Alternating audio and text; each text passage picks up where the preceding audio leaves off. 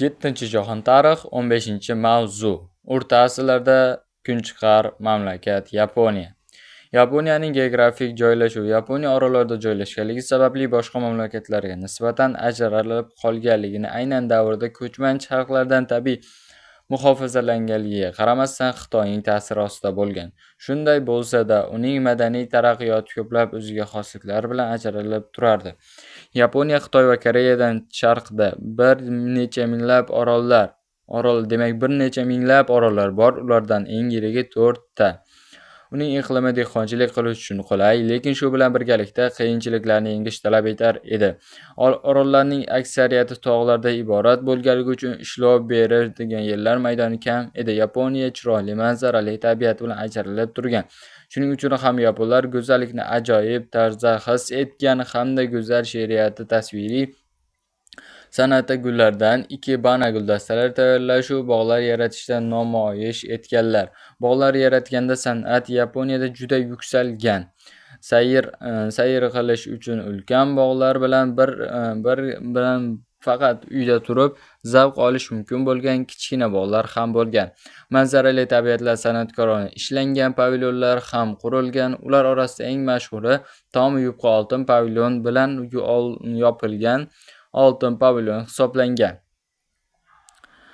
Haqiqatga yo'l, demak, pavilyon hisoblangan. Ko'pchilik bobolar buddaviy rohiblar bo'lishga, ular bog'ning tuzilishi buddaviylik haqiqatiga erishish, tabiatni anglash yo'li bilan bo'ladi degan g'oyasini birlashtirishga intilgan.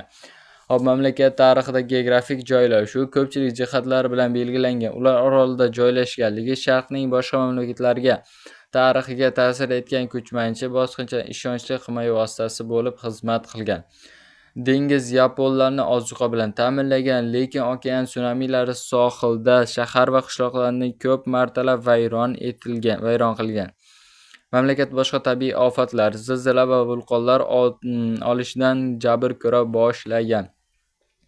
Asrlar davomida yaponlar tabiiy ofatlarga qarshi turishga o'rganganlar. O'zlaridan ularga qarshi mehnatsevarlik va intizomlarni, ko'nikmalarni shakllantirganlar. Yaponlarning ajdodlari orollarga qit'adan ko'chib o'tganlar va shimolda Hokkaydo orolida yashovchi ayillar kabi mahalliy qabilalarni surib chiqarganlar. Ular xitoyliklardan choy, sholi, tibbiyot yutuqlarini, harflarni, ya'ni harbiy ishlarni, geograflarni va yana ko'plab narsalarni o'zlashtirganlar. Xitoydan o'tgan buddaviylik Yaponiyaning an'anaviy dillari bilan aralashib ketadi. Mamlakat 7-asrda Nippon-yapon tilida kunchiqar mamlakat deb atala boshlanadi. Ushbu nomni anglatuvchi geograflar Xitoyning janubida Yapon deb o'qilgan.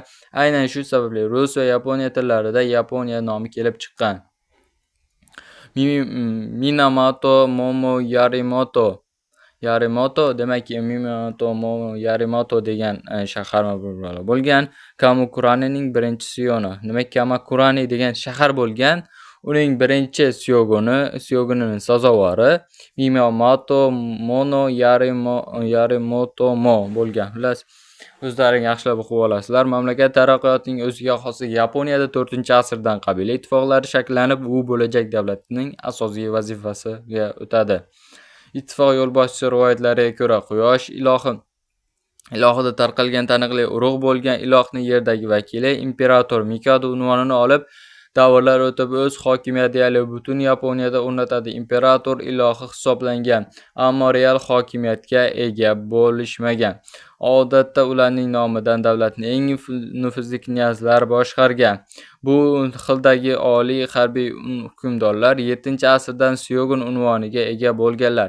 Yaponiyada boshqaruv tizimi Xitoynikidan keskin farq qilgan va bu faqat imperator hokimiyatining zaifligidan bo'lmagan. Mamlakatda zodagonlar toifasi ancha kuchli bo'lib, ko'p hollarda imperatorga qaraganda ko'proq ularga qaram bo'lgan. Vaqti bilan markaziy hokimiyat zaiflashib, mamlakat Yevropanikiga o'xshash siyosiy tarqoqlik hukm surgan. Knyazlar xizmati jangchi harbiylar, samuroylar bo'lib, ular davrlar o'tishi bilan yopiq toifani tashkil etadi. Dastlab ular xizmatlari uchun yer, mulk olganlar. Keyinchalik yerni inom bo'lmaganidan xo'jayinning uyida yashab, ularning ta'minotida bo'lgan harbiy ish samuroylar uchun kasb va merosiy mashg'ulotga aylanadi. Ular bir qancha jihatlari bo'yicha Yevropa ritsarlariga o'xshaganlar. Samuroylar hayotida yozilmagan qonun, bu suydi qoidalariga o'z burchiga sadoqat, jasurlik va sodiqlik g'oyalari asoslangan edi.